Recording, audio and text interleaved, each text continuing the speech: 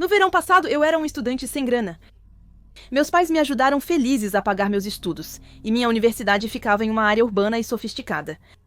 Apesar de a maioria dos meus gastos escolares serem pagos, eu ainda enfrentava dificuldades com o custo de vida. Comida, roupas e serviços públicos eram muito caros. Eu trabalhava muitas horas como barista em um café local, o que começou a afetar meus estudos. Sou especializada em biotecnologia, um campo de estudo muito competitivo na minha escola. As aulas que eu tinha que frequentar eram extremamente difíceis e me tomavam muito tempo. Às vezes eu passava dias sem dormir para conciliar meus estudos, aulas e trabalho. Mas alguém tinha que pagar as assinaturas de ônibus e de supermercado. Não queria sacrificar minhas notas e oportunidades futuras de carreira só porque precisava de dinheiro agora. O pior era que eu quase não tinha vida própria, com as provas finais e os exames se aproximando. Sair com amigos ou me divertir não era uma opção. Eu precisava ganhar muito dinheiro rapidamente, de preferência com algo que pudesse fazer no conforto do meu próprio dormitório. Pensei em trabalhos online, mas nenhum parecia legítimo. A maioria exigia pouco tempo, mas rendia muito pouco dinheiro.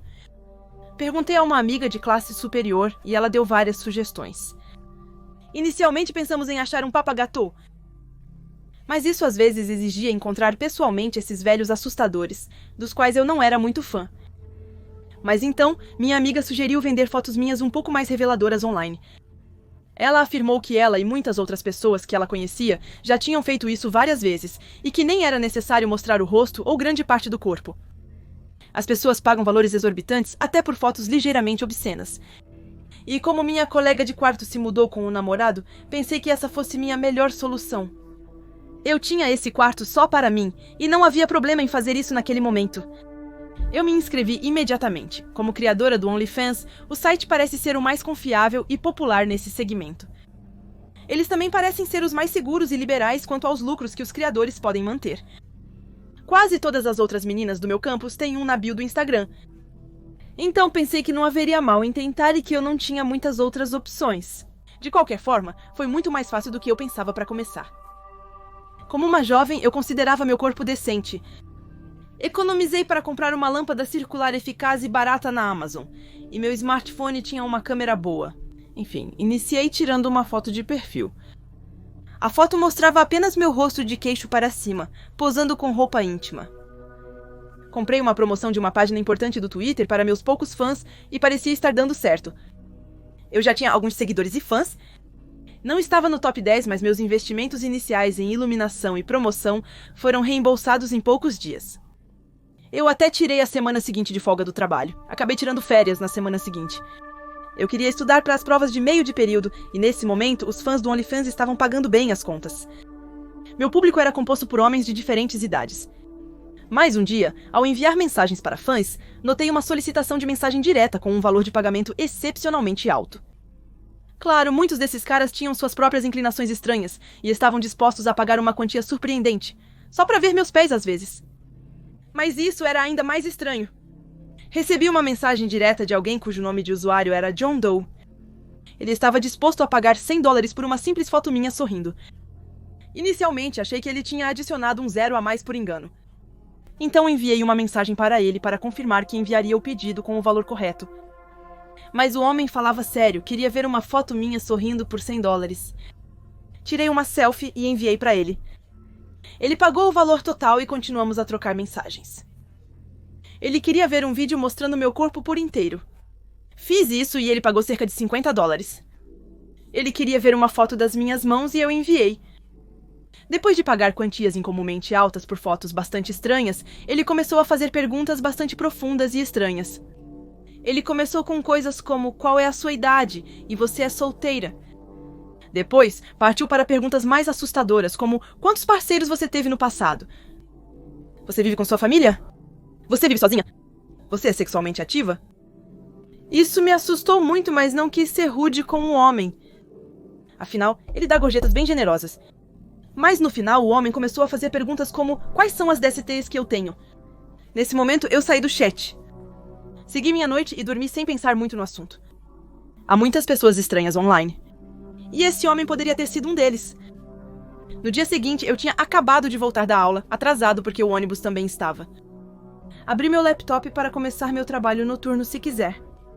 Notei que meus únicos fãs tinham uma série de mensagens não lidas de John Doe, o mesmo louco da noite passada. Inicialmente hesitei, mas acabei abrindo-as. Eram mensagens maníacas e loucas. No início, ele oferecia muito dinheiro só para falar comigo, mas depois se tornava agressivo e ameaçador. Ele ameaçava me encontrar e atacar porque eu o ignorava. Finalmente, eu tive o suficiente. Denunciei esse homem ao OnlyFans e o bloqueei. Nenhum valor monetário merecia sua atenção. E acabei terminando tudo. Eu nunca tive notícias de John Doe nos dias seguintes. Tudo ocorreu muito normalmente. Uma tarde, por volta das 16 horas, eu estava no meu apartamento. Eu estava na cozinha e precisava de ar fresco, então saí para a varanda para respirar fundo. Ao observar a vista, notei um dos meus vizinhos na varanda dele olhando fixamente para o meu prédio, o que não era particularmente estranho. O senhor me encarava de forma um tanto intensa e ansiosa. Eu acenei para ele como um gesto amigável, mas não recebi nenhuma resposta. Achei estranho, mas então as coisas ficaram ainda mais esquisitas. O homem pegou um par de binóculos e começou a me observar. Em seguida, ele passou a analisar meu prédio de cima a baixo com os binóculos. Eu estava extremamente perturbada com isso. Era como se ele estivesse procurando alguém. Poderia ser eu? Por que esse homem estaria me espionando? Eu voltei para dentro e tentei me livrar disso. Foi então que eu entendi John Doe da noite passada. Poderia ser o homem que está me deixando essa mensagem? Será que esse homem assustador do OnlyFans poderia estar morando bem em frente à minha casa? Sabendo que não podia perder tempo, imediatamente denunciei o homem para a administração do prédio. O serviço de segurança do meu prédio me informou que conversaram com o homem, mas não encontraram provas suficientes de que eles estavam fazendo algo errado. Eles até tentaram falar com a polícia, mas desistiram porque não havia nada para relatar. Fiquei muito irritada com tudo isso, mas nunca mais vi o homem me olhando, então achei que ele entendeu o recado. Certo dia, eu voltava a pé da mercearia após uma corrida. Estava a poucas ruas de casa à meia-noite. Começava a anoitecer, mas com postes de luz e meu prédio em um bairro agradável. No fundo, eu sabia que era uma decisão estúpida, mas caramba, eu só queria comer um pouco. Foi então que eu estava andando e me senti observada. Enquanto caminhava pela rua, a apenas alguns quarteirões do meu prédio, tinha a estranha sensação de que um par de olhos me observava fixamente. Quanto mais assustada eu ficava, mais a distância parecia aumentar. Eu olhei fixamente para o meu ambiente e notei o velho do outro lado da rua, com os olhos fixos em mim. Não pude acreditar, o homem retornou. Comecei a tentar andar um pouco mais rápido e ouvi passos atrás de mim. Quanto mais rápido eu andava, mais rápido o velho homem também o fazia. Naquele momento era uma corrida de caminhada rápida entre o velho homem e eu. Eu não era o corredor mais veloz, mas era bem mais novo que o homem. Com um pouco de sorte, eu conseguiria despistá-lo. Eu rapidamente me apressei para um canto da rua e fiquei lá esperando. Eu me escondia atrás de um ponto de ônibus para salvar minha vida. Eu sabia que deveria ir direto para a polícia, mas primeiro precisava ir para o meu apartamento ou me colocar em segurança. Quem sabia o que esse homem iria fazer comigo? Especialmente se considerarmos que foi ele quem deixou essas mensagens loucas no OnlyFans. Para minha surpresa, um jovem me notou e perguntou: "Você está bem, senhora?" O homem tinha mais ou menos a minha idade, talvez um pouco mais. Ele estava vestido casualmente e era bem bonito. Sim, é só que... O homem que está te seguindo interrompeu. Não sei o que fazer, tenho medo que ele saia e me encontre, falei. Não se preocupe, posso te acompanhar até seu apartamento para te tranquilizar, disse o homem. No início estava um pouco perdida, mas aceitei a oferta. Naquele momento temi por minha vida e qualquer ajuda valeria a pena. O homem aparentava ser um cavalheiro que sinceramente desejava me acompanhar até meu prédio. Nós conversamos um pouco sobre nossas vidas enquanto caminhávamos, e ele não falou muito sobre a dele. Jay era um jovem que parecia ser um cara realmente legal. Mas ao chegarmos ao meu prédio, uma velha van incomum estava na entrada. Não sabia o que esse novo veículo fazia no nosso bairro naquele horário. Mas me concentrei para chegar à minha porta. Mas então ouvi gritos atrás de mim. "Espere, espere!" Era o velho de antes correndo atrás de mim, tentando chamar minha atenção. Mas antes que eu pudesse reagir ou entender o que estava acontecendo, Jay me agarrou pelos ombros e me jogou na van, que estava estranhamente posicionada. Eu nem tive tempo de gritar ou reagir. Ele bateu a porta e acelerou o carro. Eu fiz o meu melhor para gritar por ajuda e sair da van, mas a parte de trás não tinha janela nem acesso à frente. Tudo estava revestido com painéis de madeira. Eu não podia acreditar. J. John Doe J. era quem estava me seguindo. Mas o que isso significava para o velho homem? A parada brusca da van interrompeu meus pensamentos. Jay abriu rápido a porta traseira. O olhar em seus olhos era totalmente diferente daquele quando me levou para casa. Ele tinha uma expressão louca no rosto, como se fosse outra pessoa. Ele me puxou para fora da van depois de ter me amordaçado e vendado os olhos. Jay era bastante alto e eu não sou exatamente a pessoa mais forte do mundo, então eu nem consegui resistir. Ele me arrastou para dentro de um prédio.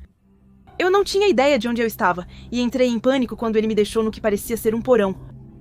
Ele começou a me dizer todas as coisas horríveis que faria e como eu não deveria tê-lo ignorado no Nifan. Ele se foi e eu fiquei sentada lá por o que só poderia ter sido alguns minutos, mas que me pareceu horas. Eu havia perdido toda a esperança. Era realmente isso, era assim que minha vida iria terminar. Minha vida inteira passava diante dos meus olhos. E de repente eu ouvi sirenes lá fora. Será que era realmente a polícia ou apenas uma ambulância ou caminhão de bombeiros passando? Logo eu ouvi gritos altos e batidas na porta da frente, seguidos de um mandado de busca da polícia. Saia com as mãos acima da cabeça. Houve uma longa pausa intensa, seguida de uma nova agitação, após minutos de barulho e gritos no andar de cima. Eles removeram minha venda e a fita adesiva da boca. Era um oficial. Fui levado para a delegacia e questionado sobre Jay. Eu expliquei a eles toda a situação do OnlyFans e mostrei capturas de tela. O homem, que tinha problemas psicológicos, havia sido liberado do asilo. Perguntei à polícia como me encontraram e eles explicaram tudo. O velho homem que eu suspeitava estava, na verdade, tentando me ajudar. De acordo com a polícia, Jay rastreou meu endereço protocolo de internet pelo OnlyFans e descobriu meu local de residência. Acontece que ele mora bastante perto de mim. Câmeras de segurança mostram Jay indo ao meu apartamento e analisando o caminho que faço para casa. Da mesma van, o velho estava observando com binóculos. Porque ele queria saber por que havia um novo veículo no bairro e o que ele fazia perto do meu prédio. Ele estava me seguindo naquele dia para garantir que eu chegasse em casa em segurança. Ele estava muito desconfiado de Jay naquele van, pensando que ele iria me fazer algo, mas quando descobriu, já era tarde. Foi o velho que filmou o número da placa do van e denunciou a polícia. A polícia usou câmeras de trânsito e gravações para rastrear o destino da van e onde ela poderia terminar. Ao chegar em casa, contei aos meus amigos o ocorrido. Logo em seguida, excluí minha conta no OnlyFans. Rapidamente voltei a trabalhar no meu café e busquei retomar minha vida normal. Faz cerca de 1 ano que isso aconteceu. O velho se mudou para o centro de cuidados para idosos nas proximidades. Apesar do contato raro, nunca mencionamos Jay ou o incidente. Meu nome é Jack, mas a história de terror que vou contar não aconteceu comigo. Aconteceu com uma das minhas amigas próximas. Seu nome é Cecília. Tenho 20 anos e sou do sexo masculino. Nos conhecemos na reunião de integração após o primeiro dia de faculdade. Eu era bastante nova na região. Eu tinha me mudado para outra cidade e estava animada para frequentar a universidade. Dos meus sonhos de obter a melhor educação e um bom diploma na minha área. Tinha acabado de me mudar e meus amigos ficaram na minha cidade natal. Decidi fazer amizade com essa bela mulher de rosto amigável e cumprimentá-la. Cecília era linda e provavelmente uma das pessoas mais gentis que eu já conheci. Ela tinha grandes e belos olhos azuis e uma pele glamourosa. Ela se destacava na multidão, brilhando como um anjo para mim. Eu sabia que ela era especial, por isso ela se destacava tanto e eu me aproximei dela. Algo nela, quando a conheci pela primeira vez, me indicou que iríamos compartilhar muitos momentos incríveis. Na vida, eu sabia que ela era alguém especial, apenas ao encontrá-la. Então, quando me aproximei dela e a cumprimentei, foi um verdadeiro prazer. Acontece que ela era nova e também bastante solitária. Ela veio de outro estado também buscando uma nova amizade. Como tínhamos as mesmas intenções, convidei-a para um café naquele dia. Depois disso, fui conversar com os demais alunos do primeiro ano na reunião. Conheci vários amigos naquele dia com os quais ainda mantenho contato. A partir daquele dia, meu relacionamento com Cecília decolou. Sentamos juntos nas aulas e almoçamos juntos. Trocávamos mensagens quase diariamente, fazendo fofocas inofensivas sobre nossos colegas de classe. Éramos de fato os melhores amigos. Infelizmente, as coisas pioraram depois disso. Tive a sorte de ter pais que me apoiaram financeiramente em toda a minha jornada. Eu podia alugar um apartamento e comprar tudo o necessário para a minha vida de estudante facilmente. Mas Cecília não tinha nenhum apoio financeiro, tendo que se virar sozinha. Ela encontrou um emprego cansativo no McDonald's, com horas exaustivas e longas. Isso começou a interferir em sua educação e ela tinha dificuldades para estudar, isso realmente não era adequado para ela. Então, ela começou a procurar pequenos trabalhos secundários online. Ela pediu conselhos, mas eu não sabia o que dizer. Para isso, nunca havia trabalhado um dia sequer. O que eu poderia ter dito a ela?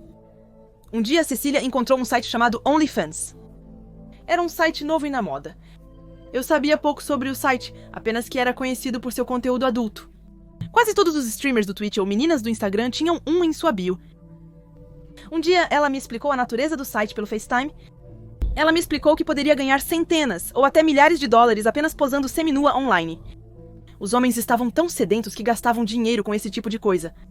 Ela afirmou que poderia ser financeiramente independente sem trabalhar. Ela podia ganhar muito dinheiro sem mostrar as partes íntimas do seu corpo. Bastava exibir suas mãos ou pés para os fetichistas. Ela ficou impressionada com o dinheiro fácil e ansiosa para criar sua conta no OnlyFans. Eu a avisei que era uma má ideia. No começo, parecia um trabalho extra dos sonhos e dinheiro fácil, mas era bom demais para ser real. Eu a alertei que mostrar seu rosto e corpo para estranhos online poderia ser perigoso. É difícil saber as reais intenções de alguém através de uma tela. Ela pareceu ignorar minhas preocupações. Ela pensava que era seu jeito fácil de se livrar do problema. Ela não se importava em mostrar seu corpo online. Se houvesse uma recompensa em dinheiro, eu não acreditaria. Ela estava realmente muito desesperada. Discutimos um pouco e deixei-a fazer. Percebi que não conseguiria fazê-la mudar de ideia, então desisti. Ela criou a conta e logo começou a postar fotos. Depois de um tempo, ela me disse que essa foi a melhor decisão da vida dela. Ela me disse que ganhava 3 vezes mais do que no McDonald's, quase sem esforço. Ela podia focar nos estudos e aproveitar seu tempo livre. Fiquei muito desconfortável quando ela me contou que alguns homens pagaram milhares de dólares por fotos dela nua. Expliquei novamente que isso se voltaria contra ela. Quando um psicopata a contatasse, mas ela ignorou meus conselhos, como de costume, isso me incomodou. Eu pensava que seu corpo deveria ser reservado para a pessoa que você ama, que se preocupa e está lá por você. Mas no final das contas era o corpo dela e a vida dela. Na verdade, isso não era da minha conta de forma alguma. Nas semanas seguintes, tudo parecia normal, até que um dia, algo horrível aconteceu. Geralmente nos víamos antes das aulas, mas ela não veio. Foi estranho. Eu verifiquei meu telefone e ela não tinha me avisado. Isso foi ainda mais estranho. Normalmente ela sempre me manda mensagem de texto. Fiquei surpresa, mas não dei muita atenção e continuei meu dia normalmente. O dia passou e eu ainda não a vi. Ela não se juntou a mim no almoço e não se sentou ao meu lado na aula. Quando eu verifiquei meu telefone naquela noite, notei que ela nem mesmo esteve online desde ontem. 2 dias se passaram e eu comecei a receber ligações da família dela e de amigos próximos. Eles queriam saber onde ela poderia estar. Ela havia sumido completamente da face da terra. Sua mãe chamou a polícia para relatar seu desaparecimento e as buscas começaram. Por alguns dias, a polícia interrogou todos ao redor, inclusive eu, sobre o último local em que a viram. Após alguns dias de busca, sem encontrar nenhum rastro dela, a polícia solicitou ajuda de voluntários. Eu e vários outros amigos decidimos participar das buscas. Munidos de lanternas, exploramos a floresta local. Foi exaustivo. Procuramos por toda parte e ainda não encontramos nenhum sinal dela ou de seu corpo. Naquele momento, os pais dela estavam devastados. Eles já choravam, pois sabiam que após tal desaparecimento, as chances de sobrevivência são ínfimas. A polícia obteve um mandado para revistar o apartamento dela. Mas quando olharam, não havia sinais de violência ou pistas do que poderia ter ocorrido. Nada foi tocado. Eles esperavam briga, pratos quebrados ou desordem, mas não se encaixava. Se ela tivesse sido sequestrada, haveria rastros. Porém, os detetives encontraram o apartamento limpo. A única pista que eles tinham era a página OnlyFans aberta com as fotos. Eles supuseram que era o ato de um de seus seguidores, talvez.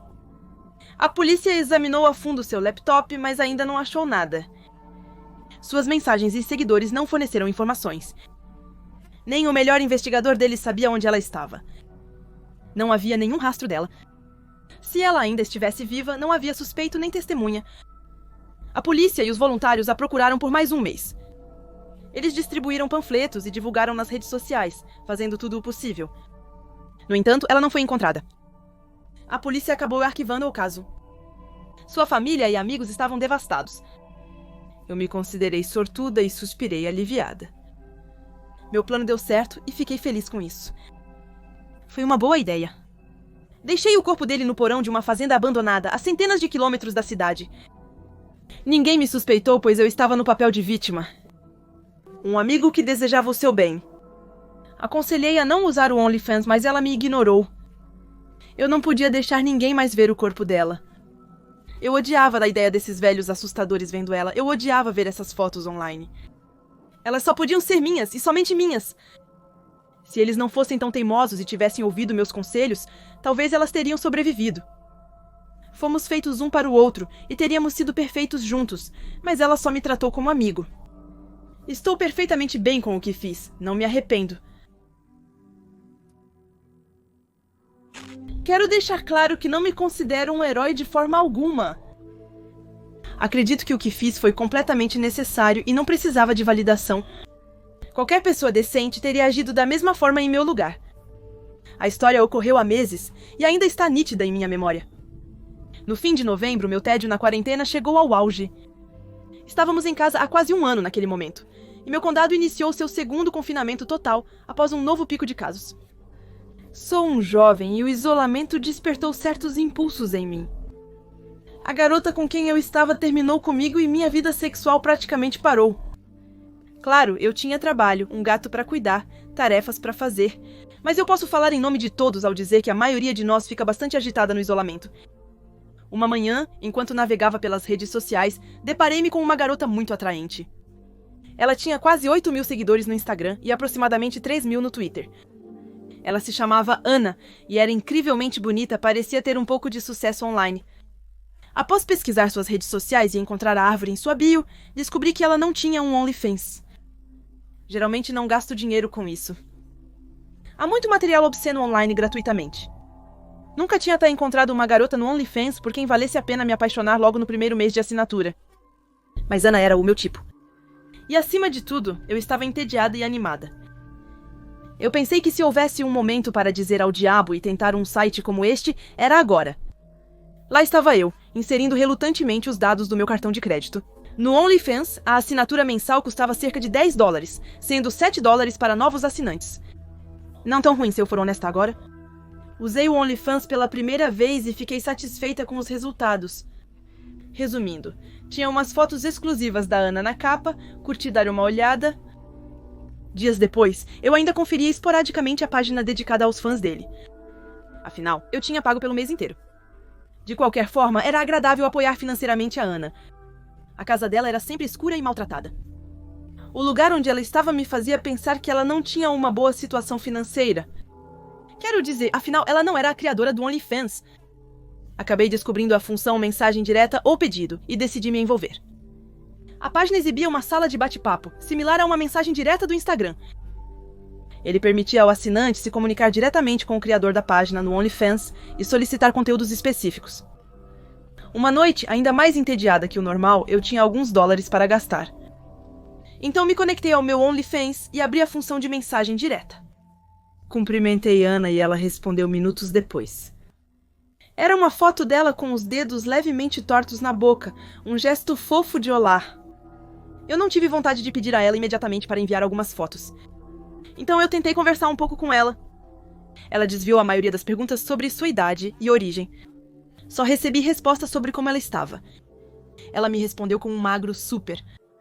Foi um pouco vago, mas acabei desistindo da ideia de tentar conhecê-la. Afinal, ela provavelmente tem vários homens como eu em suas DMs. Em que eu era especial? Fiz alguns pedidos de fotos e havia alguns dólares para desbloquear. Uma foto sedutora aqui, outra ali. Após trocar algumas fotos, resolvi parar. Mas antes de fechar, decidi rolar a página de novo. Sabe, apreciar as fotos dessa mulher maravilhosa que eu paguei? Mas enquanto eu rolava a página, comecei a notar os sinais de flerte que ela fazia com as mãos. Não eram os usuais sinais de paz, era algo familiar. Olhei um pouco mais de perto e por mais tempo, e foi aí que eu entendi. Era a língua de sinais americana. Minha irmã mais nova ficou surda e tivemos que aprender língua de sinais para nos comunicarmos com ela. Eu observei os símbolos de mãos que ela fazia. O primeiro era o sinal de P, estranho e lateral. Foi o próximo que eu pensei que era uma tentativa de imitar o ronronar de um gato. Parecia ser um E, seguido de um local onde ela segurava o que parecia ser um símbolo, um acima da cabeça. A última mostrava seus 3 dedos subindo sedutoramente pelo braço dela. Os dedos fazem o sinal P. As imagens, nesta ordem, significam ajuda. Eu não podia acreditar. Eu achava que eram apenas símbolos e mãos estranhas, uma forma peculiar de flerte ou jogo. Mas na verdade era um pedido de ajuda. O que estava acontecendo? Por que ela estava me enviando um Save Our Souls? Por que não para as forças da ordem? Respondi na hora. Ana, tudo bem? No que posso ajudar? O que houve? E eu via freneticamente. Ela me enviou um vídeo fazendo o gesto em American Sign Language, que significa: você conhece a linguagem de sinais? Eu respondi com sim e perguntei onde ela estava. Ela me respondeu com um vídeo em que ela estava fazendo o gesto. Eu não sei. Minha mente está acelerando. O que estava acontecendo era algum tipo de piada ou brincadeira. Perguntei a ela se sabia em que cidade ou local estava, e ela respondeu que não sabia. Eu liguei imediatamente para a polícia e relatei tudo o que aconteceu. Eles identificaram a garota como Leila Ronson. Ela era uma estudante que, conforme a universidade, abandonou os estudos por falta de assiduidade. Por meses, ela parecia apenas fazer fãs contra a sua vontade, sob o nome de Ana.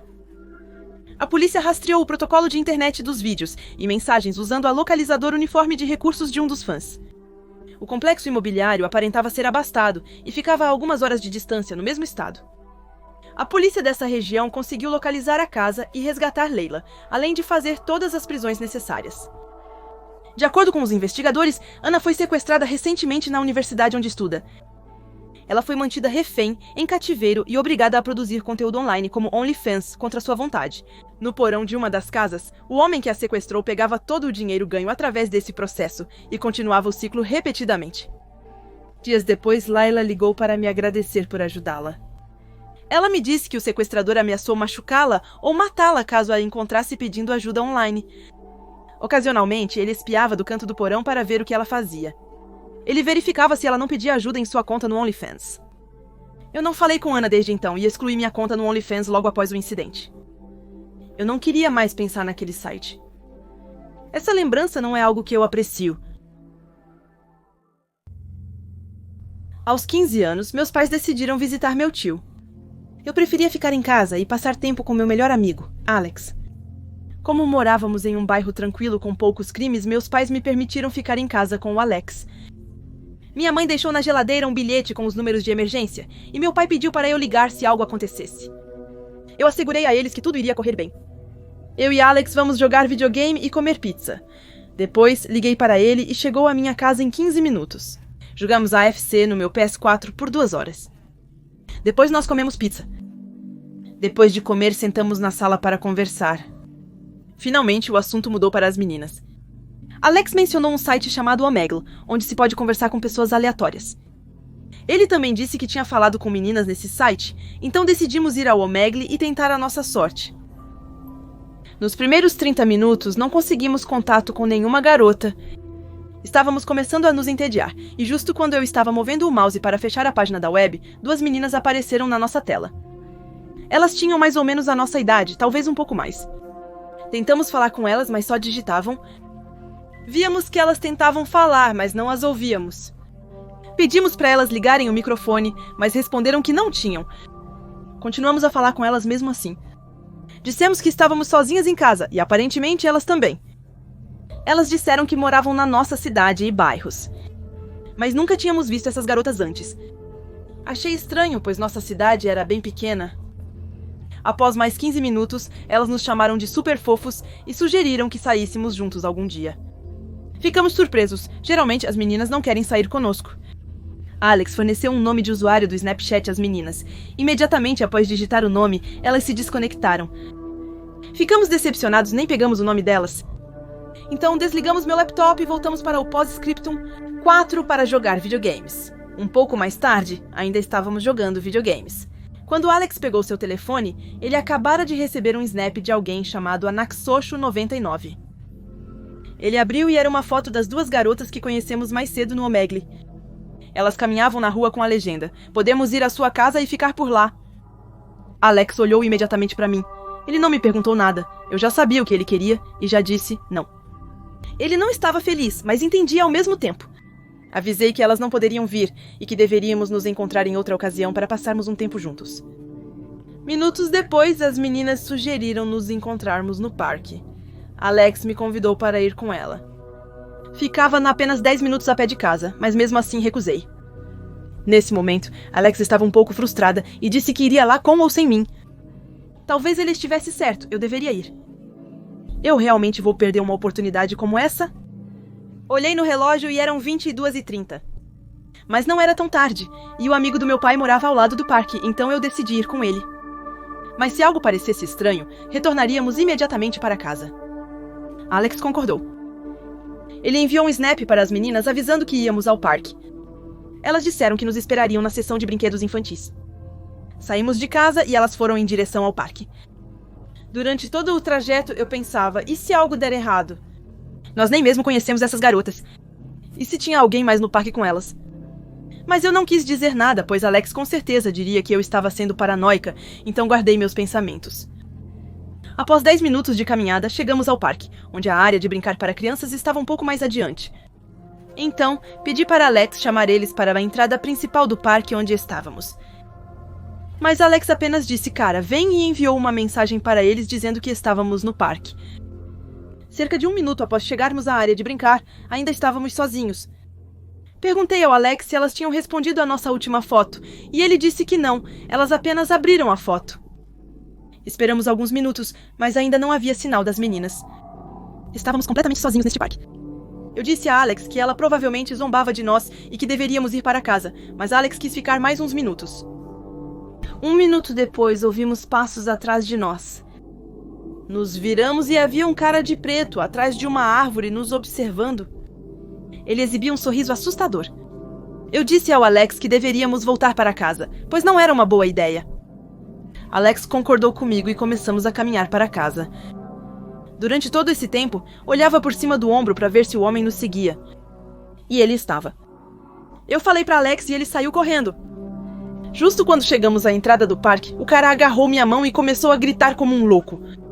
Eu gritava e chutava para que ele soltasse minha mão.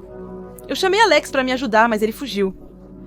O homem me arrastou para os fundos do parque enquanto eu gritava desesperadamente. E foi então que eu vi luzes azuis e vermelhas. O cara deve ter visto também, pois imediatamente soltou minha mão e fugiu para o interior do parque. Comecei a correr em direção à minha casa quando um policial me parou. Expliquei tudo a ele, que imediatamente ligou para meus pais. O policial me levou para a delegacia a aguardar meus pais me buscarem. Meus pais chegaram 1 hora depois e o policial relatou o ocorrido. E eu também. Meu pai perguntou se pegaram o cara, mas disseram que ainda estavam procurando por ele. Ao voltarmos para casa, meus pais ficaram aliviados por nada grave ter acontecido, mas também estavam furiosos comigo por minha irresponsabilidade. Não deveria ter saído de casa para encontrar garotas que só tinha conversado online por 2 minutos. Disseram-me para dormir que tudo ficaria bem. No dia seguinte, Alex veio com seu pai à nossa casa e pediu desculpas por ter fugido na noite anterior. Ele também disse que quando voltou para casa, abriu seu Snapchat, mas não havia mais nenhum sinal de Anaxoxo. 99. É como se ela nunca tivesse existido. Para contextualizar, eu sou um adolescente, e isso aconteceu quando eu tinha cerca de 17 anos. Naquela época, eu assistia vídeos no YouTube sobre histórias de terror e pegadinhas do Omegle. Não sou muito corajoso, mas quando estou entediado, costumo tomar medidas radicais para encontrar algo para fazer. Após refletir brevemente, criei coragem e acessei o Omegle. Queria ser engraçado, então não respondi a nada nem a ninguém. Então eu encontrei esse cara que não parava de me dizer para falar, mas como eu sou um adolescente, eu queria deixá-lo irritado. Então eu perguntei o que ele faria no chat.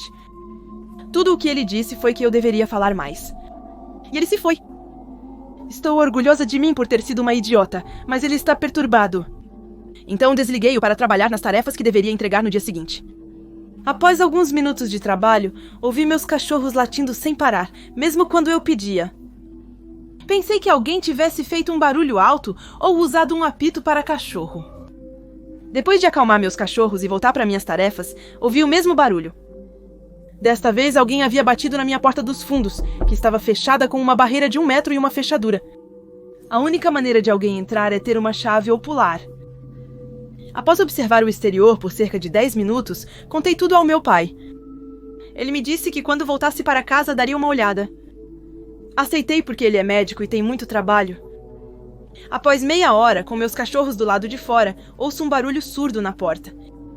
Eu olhei ao meu redor e havia uma pedra com um bilhete colado nela.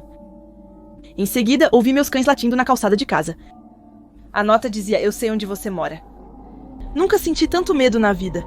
Sinto-me sortuda por ter 3 cachorros em casa o tempo todo. Não costumo demonstrar emoções ou me assustar facilmente, mas isso realmente me apavorou. Estou tremendo e prestes a chamar a polícia. Será que é apenas coincidência ou o cara da Ômega realmente descobriu onde eu moro? Quando eu e meus amigos tínhamos 15 anos, frequentávamos muito o Omegle. Tenho certeza que muitos de vocês já conhecem o Omegle. Mas se não for o caso, é um site de bate-papo que te conecta com uma pessoa aleatória. Em uma conversa presencial, você pode se desconectar e iniciar uma nova conversa com outra pessoa a qualquer instante. Naquele período, o site estava em pleno crescimento, com cerca de 150 mil pessoas online simultaneamente. Gostávamos de nos divertir com as pessoas, inventando quem éramos. Éramos jovens com um péssimo senso de humor. Um dia, decidimos ir ao Omegle e dizer coisas muito estranhas. Naquele dia, decidimos dizer a estranhos que tínhamos crianças trancadas no nosso porão. Por algum motivo, isso era ouro cômico em nossas mentes de 15 anos, e achávamos que as reações seriam hilárias. Talvez tenhamos dito isso a 1 ou 2 estranhos e eles se desconectaram imediatamente. Mas então, nos conectamos a um estranho que, por sua vez, estava realmente preocupado ou queria participar do jogo de mensagens assustadoras. Contamos a esse desconhecido nossa piada do dia. O desconhecido nos perguntou por que éramos tão desprezíveis e que ele iria chamar a polícia. Nós rimos e nos desconectamos. Nos conectamos ao próximo desconhecido e a primeira mensagem que apareceu foi quase inacreditável. Como estão as crianças no seu porão? Ficamos chocados e nos desconectamos imediatamente. Tentamos rir por alguns segundos e nos conectar a outro desconhecido.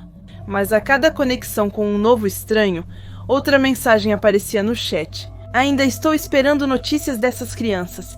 Decidimos nos desconectar e reconectar mais uma vez. A última mensagem enviada pela pessoa foi: "Eu ainda estou aqui e ainda estou esperando sua resposta." Finalmente recuperamos nossos sentidos e deixamos o computador por um momento. Eu me lembro de ter ficado tão assustada que essa pessoa chamasse a polícia, mas felizmente nada aconteceu. Paramos de ir ao Omegle o máximo possível. Ainda me pergunto se um moderador estava no site e tinha uma maneira de continuar se conectando conosco ou se era alguém que era bom em hacking. Tenho certeza de que o que dissemos a essa pessoa a fez entrar em pânico tanto quanto nos fez entrar em pânico. No geral, aprendemos uma boa lição e percebemos que não éramos tão engraçados quanto pensávamos. Alguns de vocês talvez tenham ouvido falar deste site chamado Omegle.com. Se não, é um site de bate-papo. As pessoas vão lá quando estão entediadas e é anônimo. É você quem decide se quer dar suas informações. Mas você pode facilmente sair de uma conversa e passar para outra pessoa com apenas um clique. Por volta de 2012, eu costumava visitar este site porque me sentia sozinha e já tive belas conversas lá. Eu tinha 16 anos na época.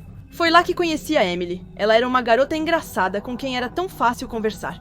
E de imediato senti como se fôssemos amigas há muito tempo. Então passei para ela meu Skype e contatos para podermos conversar de novo. Muito rapidamente, conversamos o dia todo, todos os dias, por alguns meses no Omegle. Ela me disse que era do país de Gales, o que eu achei muito legal. Eu nunca tinha conhecido alguém do país de Gales, pensei. Ela era a melhor amiga que eu já tive. Conversávamos sobre os acontecimentos de nossas vidas. Ela me contava histórias loucas sobre as coisas que tinha feito com seus amigos e falávamos sobre assuntos femininos. Eu acordava com Photoshop de nós e gatos com trocadilhos ruins. Trocávamos mensagens constantemente. Queria ligar para ela ou fazer um vídeo. Mas ela me disse que tinha brigado com seu padrasto recentemente e que ele tinha jogado seu laptop contra a parede. E que por causa disso, a câmera tinha quebrado. Bem, eu pensei que ela poderia enviar uma mensagem no Skype e que eu ligaria minha câmera e meu microfone para que pelo menos ela pudesse me ver. Por que não? Quando fizemos isso, ela não parava de dizer que estava com ciúmes de mim e pedia para eu parar de ser tão bonita. Isso me lisonjeava. Eu a achava linda nas fotos e era bobagem dela ter ciúmes de mim. Emily era grudenta, exigindo minha atenção constante e ficando irritada se eu demorasse a responder ou adormecesse. Ela começou a fazer coisas estranhas com o corpo dela, como dizer que achava que tinha uma vagina feia e que isso a preocupava.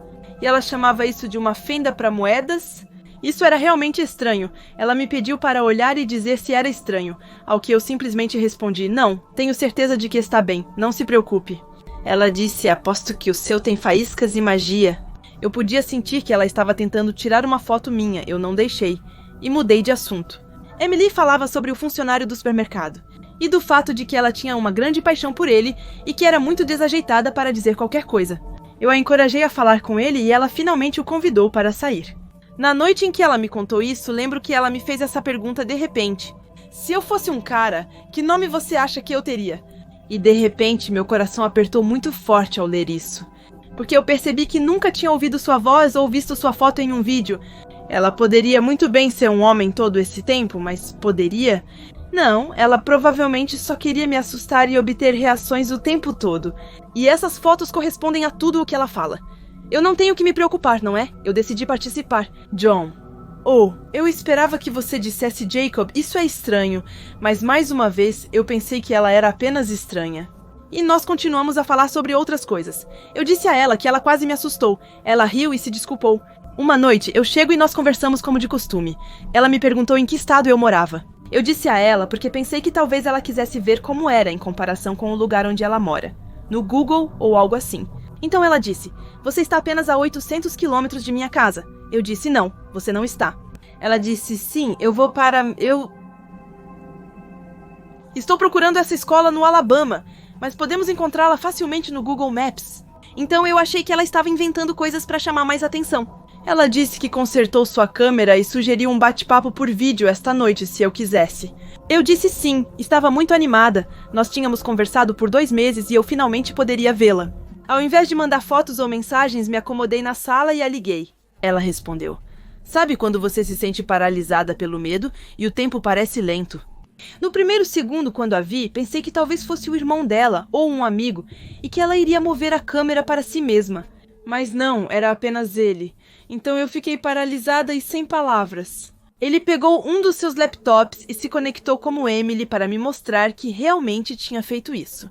Durante todo esse tempo, ele não dizia nada. Depois, ele tira uma câmera e aponta para mim. Finalmente decidi encerrar a chamada antes que ele tirasse sua foto. Por que ele tirou sua câmera? Eu não sei, mas estou tentando assimilar tudo enquanto meu coração bate acelerado. Mesmo que ele não esteja fisicamente perto, ainda é muito assustador e perturbador para mim. Eu me recomposei e decidi tentar obter algumas respostas. Eu escrevi para ele um simples porquê. E ele me respondeu. Meus amigos me desafiaram a fingir ser uma garota no Omegle, mas eu te achei realmente legal, então continuei.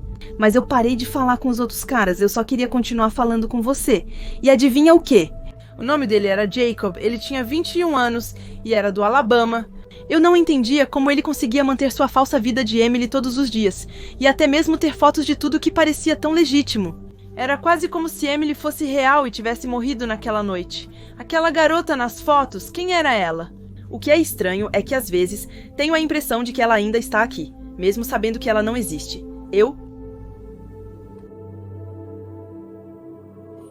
Sou uma mulher muito jovem no 6º ano. Eu nem era estúpida, ainda sou um pouco. Por favor, não me dê uma aula sobre segurança na internet. Eu já sei tudo isso, mas escolhi fazer mesmo assim. Estou ciente de que foi uma decisão estúpida e isso nunca mais acontecerá. Está bem, então vamos começar. Eu estava entediada durante as férias de inverno e estava no tablet que recebi no Natal com um teclado Bluetooth, mas eu não queria ir dormir. Lembro-me de ter assistido muitos vídeos de pegadinhas no YouTube. Em um site chamado Omegle, se você não sabe o que é Omegle, é um site gratuito, com uma versão segura para 13 anos ou mais e outra versão inadequada para fins impróprios. Por algum motivo pedófilo, as pessoas sempre preferem ir para a versão segura para mostrar às meninas a sua anaconda.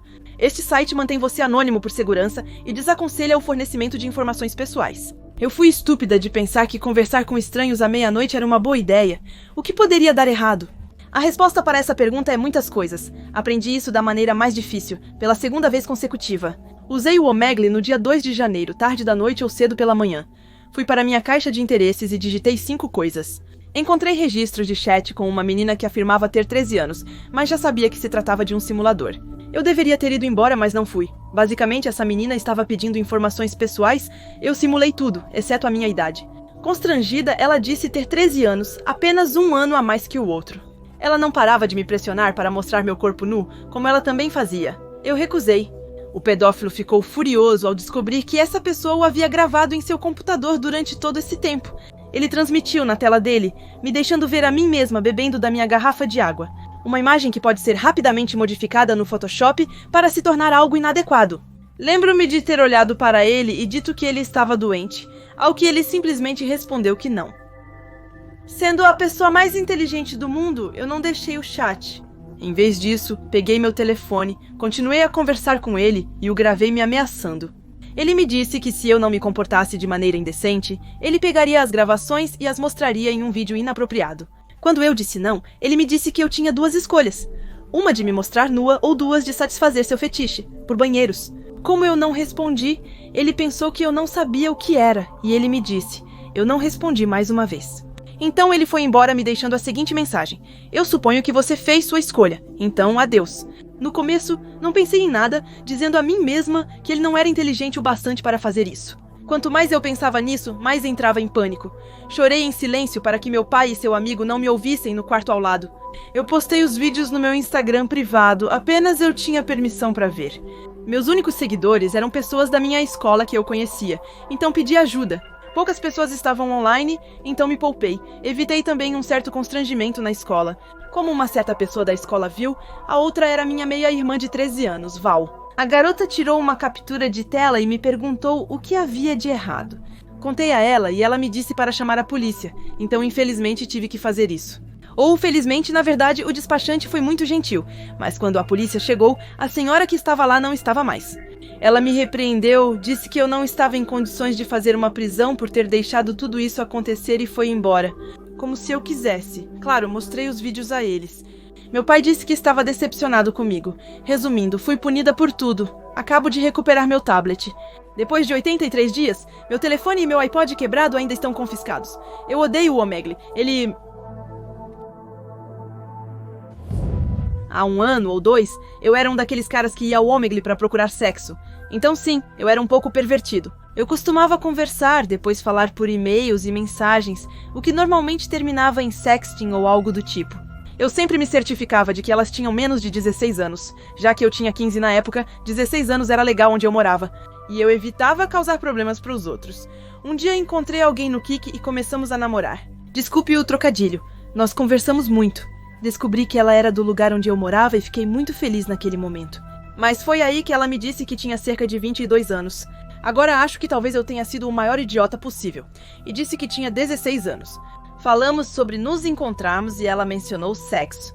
Eu só via fotos dela de topless, o que, para ser sincero, não era nada impressionante por motivos óbvios. Decidi enviar fotos mais privadas. Recebi fotos em troca que pareciam bastante autênticas. Então nós continuamos, conversamos mais e um dia ela soltou uma bomba. Ela contou estar em um relacionamento, mas que eles cogitavam um ménage à trois. Como uma adolescente excitada, peguei o que pude e disse sim. Foi nesse momento que ela aparentemente mostrou e compartilhou os e-mails com o namorado. Tivemos muitas discussões sobre as consequências disso. Para ser honesta, eu estava bastante animada. Naquele momento, os dois me perguntaram se eu já tinha pensado ou feito coisas bissexuais. Eu estava um pouco assustada, mas respondi não para ambos e disse que era heterossexual. No começo disseram tudo bem, mas insistiram novamente, perguntando se eu tinha certeza. Nesse ponto, pensei que não me sentiria segura e confortável em encontrá-los ou mesmo conversar com eles. Foi o que eu disse a eles, agora fica assustador. Me disseram para parar, e fui inundada com correspondências contendo muitos abusos sexuais e normais. Ignorei todos os e-mails, tive medo, mas não pensei muito nisso. Certo dia, recebi mensagens e ligações anônimas com o mesmo tipo de abuso que me apavorou. Eu nunca dei a eles o meu número e nunca falei com ninguém sobre o que estava acontecendo. Então, era eles. Mas como? Recebi mensagens de texto ameaçando enviar minha foto para meus pais e amigos, mas que não fariam isso. Apenas se eu fizesse o que eles me pediam. Eu estava petrificada e ia chamar a polícia, mas pensei que poderia ter muitos problemas por isso. Perguntei o que ele queria, então descobri que era realmente apenas um homem. Durante todo esse tempo, ele disse que se eu não fizesse amor com ele, então ele faria o que me ameaçou. Nesse momento, eu disse que era menor de idade e que o faria ser preso por pornografia infantil. Ele não acreditou em mim. Eu também mencionei que era chantagem. Ele então ameaçou me machucar e eu respondi: "Você não sabe onde eu moro." Ele então me indicou uma rua onde eu morava. Eu afirmei que ele estava errado, mas ele não se deixou convencer. Ignorei tudo por um bom mês. Tomei deliberadamente rotas longas para voltar da escola e nunca saí sozinha. Quando sozinha, eu trancava tudo em casa. Eu deletei meus e-mails, cortei meu cartão Subscriber Identity Module e fiz questão de nunca mais deixar meu cabelo longo para que eles não me reconhecessem. Vivi com medo por cerca de 6 meses antes de me recuperar. Só contei para um punhado de amigos próximos por segurança. Isso apenas mostra que não se pode confiar em ninguém online e que não é sábio estar lá. Pelo motivo de eu estar lá, especialmente sendo menor de idade. Ninguém realmente entende o quão perigosas as redes sociais podem ser. É um mundo tão diferente, onde cada um pode ser o que quiser. Eu tinha 16 anos na época em que essa história aconteceu, eu estava sempre no MySpace. Sabe, as coisas típicas de adolescentes? Eu recebia algumas mensagens aqui e ali, mas havia esse garoto que estava sempre me mandando mensagens. Às vezes eu respondia com o típico "Oi" ou "O que está acontecendo?", esse tipo de coisa. Eu não pensava muito nisso. Um dia, eu e minha amiga, vamos chamá-la de Ana, estávamos passeando pela cidade. Como sempre, paramos no condomínio perto de casa, só para uma pausa. Estávamos sentadas nas escadas quando um cara chegou atrás de nós e disse para Ana: "Ei, você tem um isqueiro?" Ela respondeu não e ele foi embora. Depois, cerca de 15 minutos depois, ele voltou e ficou atrás de mim. Notei um movimento de mão na minha visão periférica. Então eu me virei um pouco mais e vi sua mão em suas calças, movendo-se de cima para baixo, enquanto ele estava de frente para mim. Meu coração disparou imediatamente. Comecei a mexer no meu telefone para enviar uma mensagem para Ana e disse a ela que achava que ele estava se tocando. Nós duas nos sentíamos presas. Depois ele se sentou ao lado de Ana e estava tão perto que tocava o braço dela. Fingi estar ao telefone para que ele fosse embora. Ele olha para Ana, então diz: "Ela se chama Nádia." Ana sentiu medo instantaneamente e começou a gritar: "Pergunte a ela mesma." Mas eu ainda estava fingindo estar ao telefone. Cerca de 5 minutos depois, o segurança passou e nos cumprimentou. Então, ele falou com a criança, chamando-o de Antônio. "E aí, Antônio, você está saindo com essas senhoras esta noite?" Minha preocupação devia estar estampada no rosto. Por que ele não percebia? O segurança então disse: "Bem, se eu ouvir falar de 2 garotas brancas que desapareceram, acho que sei quem chamar a essa altura." Começo a me sentir mais doente do que já estava. O segurança então se foi. E ainda assim, Ana e eu continuamos sentadas lá, nos sentindo mais presas do que nunca. Alguns minutos depois, um dos seus amigos chega e me diz: "Você quer entrar?" Finalmente tive energia para dizer não e que precisava encontrar meu primo. Antes de começarmos a nos levantar, o amigo do Antônio se coloca na minha frente e me diz: Eu disse não. E Ana e eu começamos a caminhar em direção à saída, pois minha casa fica logo no topo da colina. E adivinha? Eles ambos começaram a nos seguir. Entramos nesse túnel e Ana diz: "Tire seus sapatos para que possamos correr, e não queremos que eles ouçam para onde estamos indo." Lá estávamos nós, correndo descalços, como se nossas vidas dependessem disso. Passamos por baixo da minha rua, corremos até minha casa, entrando pelo corredor dos fundos.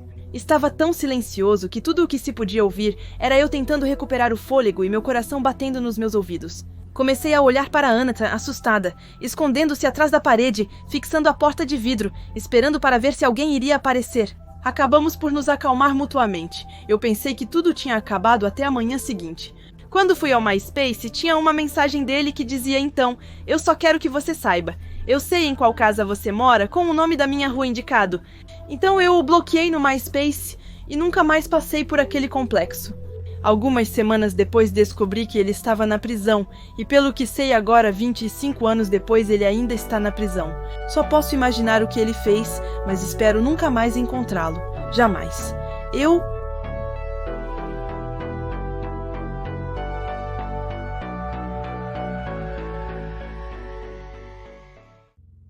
Moro com meu namorado em uma pequena casa de um andar nos subúrbios de Bristol, na Inglaterra. Meu namorado é o diretor do nosso supermercado local para animais. Assim, ele comumente trabalha até tarde e em turnos noturnos. Durante a noite, por causa dessas horas de trabalho loucas, eu era obrigada a ficar em casa e me distrair assistindo filmes na televisão. Uma noite estava chovendo muito forte. Meu namorado estava no trabalho como de costume, e eu estava em casa assistindo alguns episódios da série The Walking Dead na Netflix. Enquanto assistia ao meu programa, ouvi batidas na porta. No começo, achei que era o entregador que trazia nossas compras semanais. Peguei minha identidade, coloquei a máscara e comecei a me dirigir para a porta. Isso foi durante a pandemia atual, e meu namorado e eu não gostávamos de ir às compras por medo de pegar o vírus. Então pedíamos para alguém trazê-las. Eu abri a porta pronta para dar minha identidade, mas fiquei chocada ao ver um estranho parado na chuva. Ele usava uma camisa preta de mangas compridas, calças pretas e tinha cabelos bagunçados, um pouco como um sem-teto. De repente, ele começou a fazer barulhos altos e agudos. Sua boca estava aberta, com vários dentes faltando, e eu via loucura em seus olhos vermelhos. Isso me assustou a princípio, mas Tentando ser educada, perguntei se ele precisava de ajuda, mas obviamente ele não respondeu. Esse cara estava claramente sob o efeito de uma droga forte. Nesse momento, minha adrenalina estava a mil, mas eu não queria ser indelicada e fechar a porta na cara dele. Depois de várias tentativas minhas de perguntar se ele precisava de ajuda, ele lentamente se virou e foi embora, desaparecendo na noite, ainda gritando e berrando como um louco. Eu estava um pouco desconfortável, mas não me sentia ameaçada. Eu pensei que esse cara provavelmente estava apenas bêbado. Eu continuo assistindo meu programa e finalmente meu namorado chega em casa. Nós encerramos o dia naquele momento, até cerca de 4 horas da manhã. Eu estava dormindo na minha cama quando ouvi meu telefone tocar. Esfreguei os olhos e vi que era um número desconhecido, então eu só podia supor que eram más notícias. Assim que atendi o telefone, ouvi os ruídos, os mesmos ruídos do homem de mais cedo. Desliguei o telefone e bloqueei o número para garantir que ele não ligasse novamente. Mas eu não tinha ideia de como ele conseguiu obter meu número. Essa questão ainda me assombra hoje. Ainda moro nesta casa, mas nada de estranho ou anormal aconteceu desde então. Então... Para contextualizar, sou uma jovem mulher de 19 anos. Mudei-me para outro estado e iniciei meu primeiro semestre na faculdade. Eu não morava no campus, pois custava uma fortuna. Então tive que morar com meus pais até poder me dar ao luxo de me mudar. Um dia, durante o fim de semana, meus pais saíram de casa para 3 dias de férias e eu tinha a casa toda para mim. Com apenas 19 anos e facilmente entediado, poucas coisas podiam me ocupar. Então, liguei para o meu amigo, que morava em frente, para convidá-lo a vir em casa assistir um pouco de Netflix. Como tínhamos recentemente assinado a Netflix, ela aceitou e veio até minha casa. Nós nos sentamos no sofá para assistir a um filme. Depois de cerca de 1 hora, minha amiga pegou o controle remoto, pausou o filme e disse: "Liz, você está ouvindo isso?" Era muito fraco, mas eu podia distinguir um tipo de leve barulho metálico vindo do meu jardim. Eu moro perto de uma área arborizada, então tem todo tipo de criaturas indesejadas rondando o meu jardim. No entanto, o barulho parecia ser um padrão. Era o mesmo som de detonação e raspagem, repetido vez após vez. E eu fiquei com o coração apertado, sendo uma pessoa muito paranoica, que assiste a muitos filmes de terror. Peguei o taco de beisebol do meu irmão no quarto dele. Ao abrir a porta dos fundos, estava quase noite lá fora, então não consegui ver o que fazia barulho. No início, pensei que poderia ser um rato ou até mesmo um esquilo. Mas quando acendi a luz externa, todos os meus pensamentos sobre o que poderia ser rapidamente desapareceram. A luz externa revelou um homem batendo no meu ar-condicionado com uma das ferramentas de jardinagem do meu pai. Ele era muito magro, talvez 1,75 m, e parecia que não via ninguém há anos. Eu perdi a cabeça e corri para dentro, dizendo ao meu amigo que precisávamos sair pela frente. E foi exatamente isso que fizemos. Corremos para fora da casa tão rápido e entramos no meu carro. Enquanto meu amigo estava ao telefone com a polícia, eu estava chorando copiosamente, até que paramos em um posto de gasolina próximo para que eu pudesse me acalmar. Pelo que eu sei, a pessoa que estava no meu jardim naquela noite se foi. A polícia vasculhou a área, mas não havia sinal da pessoa correspondente à minha descrição. Mas mais tarde a polícia me deu notícias muito preocupantes. Eles disseram que ao olhar ao redor da minha casa, viram que a porta da minha garagem estava aberta e arrombada. Meu namorado saiu para beber em Londres semanas atrás e eu ansiava passar a noite aqui. Tinha tudo planejado. Netflix para levar, abrir um vinho e compartilhar o sofá com nosso cachorro. Temos um husky chamado Lulu, que pensa que é um humano. Enfim, Lulu e eu tivemos uma ótima noite. E então, nós fomos dormir. Lulu normalmente dorme na nossa cama, mas apenas aos nossos pés. Dessa vez, acordei com a Lulu me lambendo o rosto, latindo e gritando comigo. Era algo que ela nunca tinha feito antes. Imediatamente pensei que ela precisava ir ao banheiro, então me levantei da cama e foi quando ouvi batidas muito fortes lá embaixo. Quão bêbado Luke estava! Eu pensei, chegamos ao topo das escadas e Lulu me empurra para trás e fica na escada rosnando. Tentei passar na frente dela, mas ela não parava de me olhar e não me deixava passar.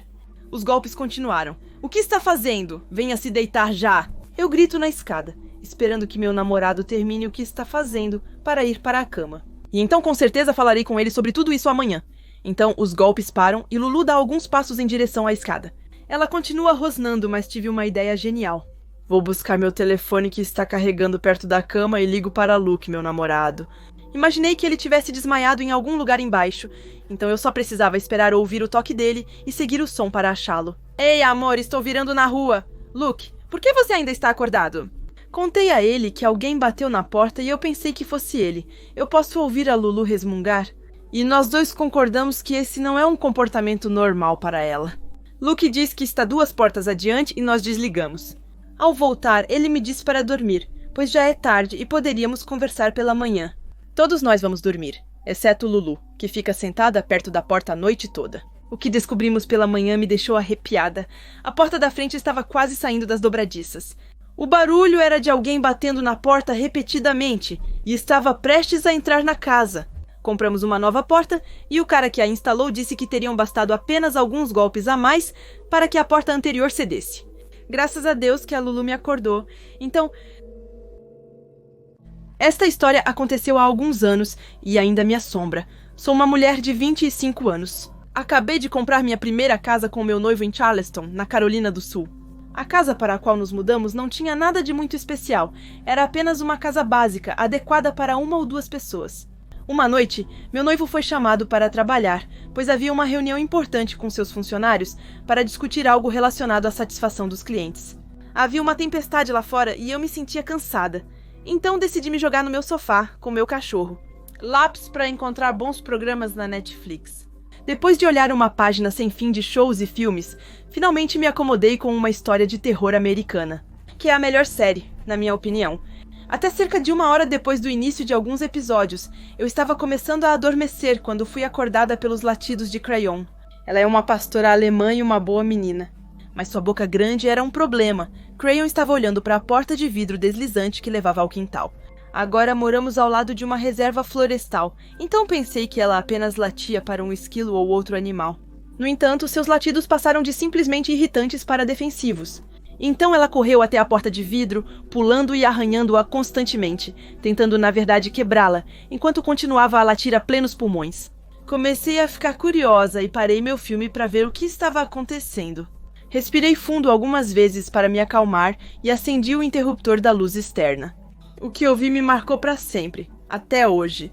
Havia alguém de pé em um sobretudo preto, olhando para mim enquanto usava uma máscara de 5 de 5 em gansa. Estava escuro, então eu não conseguia distinguir seus traços. Talvez 1,80 m, uma estrutura enorme. Eu fechei as cortinas e fui direto para o meu celular para discar o 911. Eu chamei o Crayon e me escondi no meu quarto com ele até a polícia chegar. De repente ouvi um barulho alto vindo da sala de estar, e naquele momento eu soube que ele havia invadido a casa. Durante todo esse tempo, eu estava soluçando, orando a Deus para que eu não morresse. Quando ouvi as sirenes ao longe, naquele momento, senti como se tivessem tirado um peso de 1000 libras de mim. Então ouvi uma batida rápida na minha porta, bem como 2 ou 3 pessoas gritando polícia. Abri a porta com prazer e fiz o meu melhor para explicar tudo. Mas, como na maioria das situações semelhantes, o homem já tinha ido embora há muito tempo. Ele se safou. Na semana seguinte, meu noivo e eu substituímos a porta de vidro deslizante e instalamos um sistema de segurança com câmera. Ainda me pergunto o que teria acontecido se Crayon não estivesse lá para me alertar. Isso aconteceu comigo há alguns anos, aos 25 anos, e é de longe um dos encontros mais assustadores e inexplicáveis que já tive. É uma verdade absoluta que eu precisava compartilhar. Moro em uma casa geminada, que é várias casas combinadas, formando um grande apartamento. Não é o melhor lugar para se viver, mas meus pais querem que eu me mude. E era um dos únicos lugares onde eu podia me dar ao luxo de pagar um aluguel mensal. Eu moro em Los Angeles, então é muito caro e sem muito dinheiro. Ou você luta financeiramente, ou você vive na rua. Enfim, eu tinha acabado de voltar do trabalho após um longo dia e precisava de um tempo para mim. Como uma grande fã de sofá, me joguei nele e abri a Netflix enquanto esperava meu noivo voltar. Eu tenho um gato americano de cor pêssego, de pelo curto, chamado Gus, e ele é na verdade meu animal de apoio emocional para me ajudar a lidar com minha ansiedade. Então eu estava sentada lá assistindo Orange is the New Black com meu gato, quando ele começou a miar repetidamente de repente. E mesmo que seja algo que todos os gatos tendem a fazer, achei o comportamento muito estranho, pois meu gato nunca mia, exceto quando quer comida. Mas como ele havia sido alimentado recentemente, isso não fazia sentido. E de repente seus miados se transformaram em assobios agudos e ele arqueou as costas. Os pelos das suas costas também se eriçaram. Naquele instante, não entendi como ele estaria tão assustado. Foi então que percebi que ele estava olhando para a porta do banheiro no corredor. Meu coração afundou no fundo do meu estômago, pois percebi que algo deve ter assustado ela. A porta do banheiro estava fechada, mas eu me aproximei na ponta dos pés e coloquei meu ouvido nela. Foi quando ouvi um grande barulho batendo na porta. Peguei Gus e o levei para fora do meu apartamento para o corredor. A princípio, achei que meu namorado estava me zoando cruelmente, mas ele disse que ainda estava no trabalho quando liguei.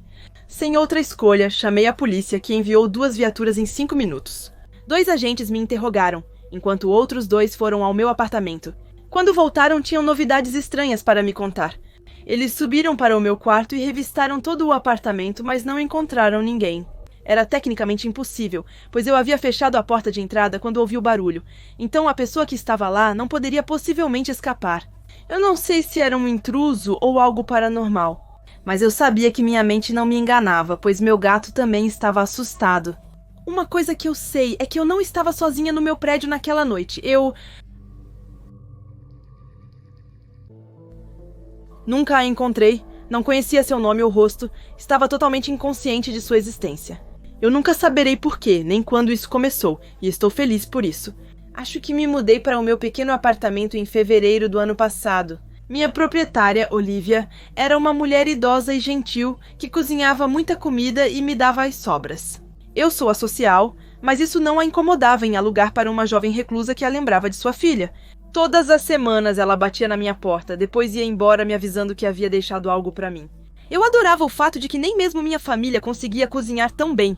Na manhã seguinte, eu deixava os recipientes vazios na frente da porta. Depois de 1 hora, ela os levava. Meus outros vizinhos pareciam legais, mas eu nunca realmente falava com eles. Eu trabalho em casa, então toda vez que eu tinha que sair, eu corria para o meu apartamento, evitando uma situação desconfortável.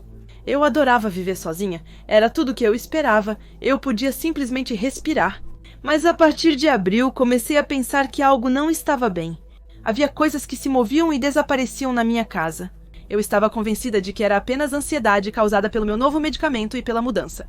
Outro efeito colateral era que me deixava tão sonolenta. Como eu odiava ver o médico, eu aguentei. Eu tirava sonecas durante o dia e acabei não me importando mais, até que um incidente aumentou minha paranoia. Um dia, Olivia me trouxe uma espécie de salada grega para o almoço, e eu a saboreei com meu amigo Netflix. Adormeci no meio de Portlândia e acordei naquela noite às 17 horas, como de costume. O que não era usual é que minha cama, localizada do outro lado de mim, estava bagunçada. Eu só durmo do meu lado direito. Mas ainda mais estranho, o lugar estava quente. Pensei que tinha me mexido demais na cama, mas era estranho demais para ignorar. Levantei-me e vasculhei o apartamento com o telefone em mãos e o número 911 digitado. Nada mais estava perturbado. Tudo estava exatamente como deveria estar. Nas semanas seguintes, tudo me pareceu normal, exceto pelos sapatos movidos, a cortina do banheiro enrolada, como de costume. Eu pensava em contar para meus pais ou Olivia.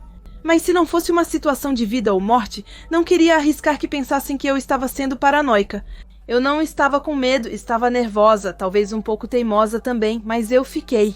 Eu não vou deixar uma estúpida ansiedade arruinar meu belo mundo solitário. Maio chegou e tudo piorou. Minhas roupas íntimas, minha escova de dentes, talvez até minha comida estavam perdidas. Toda vez que eu acordava, havia um cheiro estranho no ar.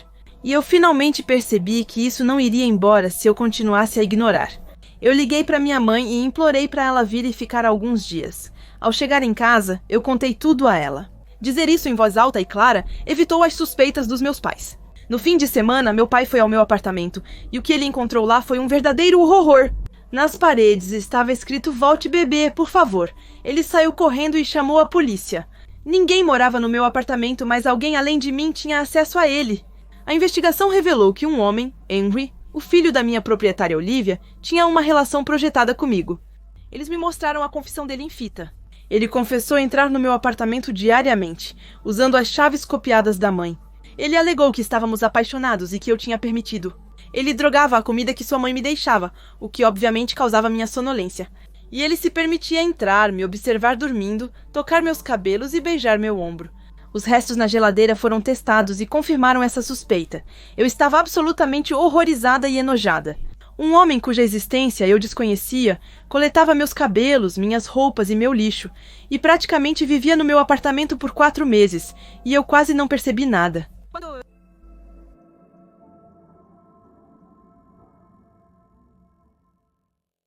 Aos 17 anos, fiquei depois da aula com colegas para usar a rede terrestre das turmas do 6º ano, para jogar uma grande partida de Counter-Strike. Isso foi antes de eu ter internet ou um computador bom o suficiente para jogar online em casa. Então você pode imaginar que eu me diverti muito. Quero dizer, todos nós nos divertimos e ficamos. Os zeladores tiveram que desligar fisicamente os computadores e as redes para nos fazer sair, de tão tarde que era. Como era novembro, já estava escuro quando voltamos para casa. E a única luz que eu tinha para me guiar era a luz dos postes de luz laranja à beira da estrada. Mas de repente, enquanto eu caminhava pela velha rua, a 800 metros de onde eu morava, todas as luzes da rua se apagaram ao mesmo tempo. Foi tão alarmante que eu literalmente parei em meu ímpeto. E me vi olhando ao redor para perceber que todas as luzes das casas vizinhas também estavam apagadas. A rede elétrica da cidade em que vivo é bastante confiável, e essa foi a primeira vez que algo assim aconteceu. Então, naturalmente que eu estava um pouco assustada. Tentei ligar para um amigo para saber se a eletricidade também havia sido cortada em seu bairro, mas meu telefone não funcionou. Sua chamada não foi completada. Por favor, desligue e tente novamente. Então, os telefones estavam desligados, as luzes estavam apagadas, meus pais ainda não haviam chegado em casa. E havia uma voz na minha cabeça que me disse que a Terceira Guerra Mundial estava prestes a começar. Eu estava muito ansiosa para ficar em casa no escuro, literalmente e figurativamente. Então, eu saí para as ruas e comecei a caminhar para onde meu amigo morava, o mesmo que eu tentei ligar. Outras pessoas saíram de suas casas e os vizinhos conversavam entre si, se perguntando o que estava acontecendo. Era realmente assustador ver o quão escuro estava lá fora. Era algo que muito poucos de nós no Oeste tiveram a oportunidade de ver. Uma paisagem urbana completamente mergulhada na escuridão. Havia uma tensão no ar, podíamos senti-la. E sem um telefone funcionando para contatar alguém ou saber o que estava acontecendo, essa tensão se tornou cada vez mais forte. Não havia eletricidade em lugar nenhum. Caminhei por 30 minutos até a casa do meu amigo, com apenas tochas e velas como luz. A visibilidade era melhor nas estradas principais graças aos faróis dos carros. Mas era um caos no trânsito e interseções inteiras estavam bloqueadas por carros, tentando se desviar uns dos outros. Fui até a casa do meu amigo, obviamente, e ele também estava sem eletricidade. Só que, em um momento em que era muito mais seguro fazer isso, nós não ficamos dentro de casa.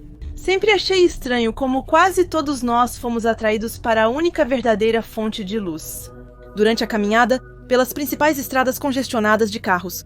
De alguma forma, apenas esbarramos com o resto do nosso pequeno grupo de amigos, e o que começou como uma experiência bastante perturbadora se transformou em algo supremamente emocionante.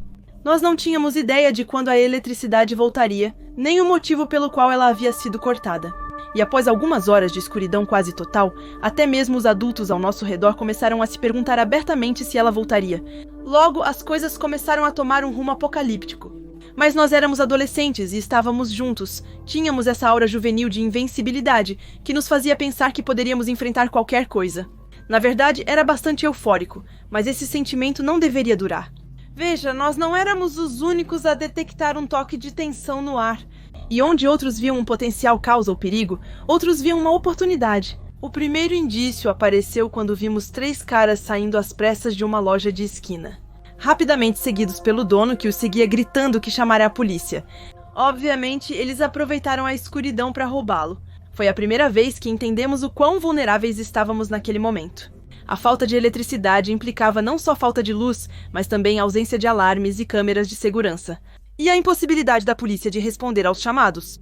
Devido ao intenso tráfego, começamos a ver coisas como donos de lojas com tacos de beisebol e barras de ferro nas mãos, puxando persianas sobre suas janelas. Ou motoristas que precisavam ser afastados para evitar brigas.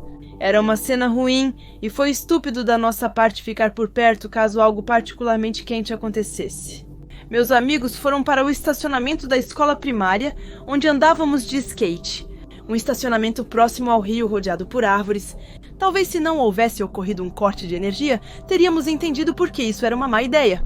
Mas seja por causa da escuridão total, ou de uma falta geral de consciência, não tínhamos ideia do que estava por vir. E meu Deus, como eu gostaria que fosse o caso. Andávamos pelo estacionamento, que normalmente tinha alguns postes de luz, mas naquela noite era a escuridão total. A única luz vinha da lua ou das telas dos nossos telefones, que como em 2005 não eram particularmente brilhantes. Qualquer coisa poderia nos surpreender se fosse silenciosa o suficiente.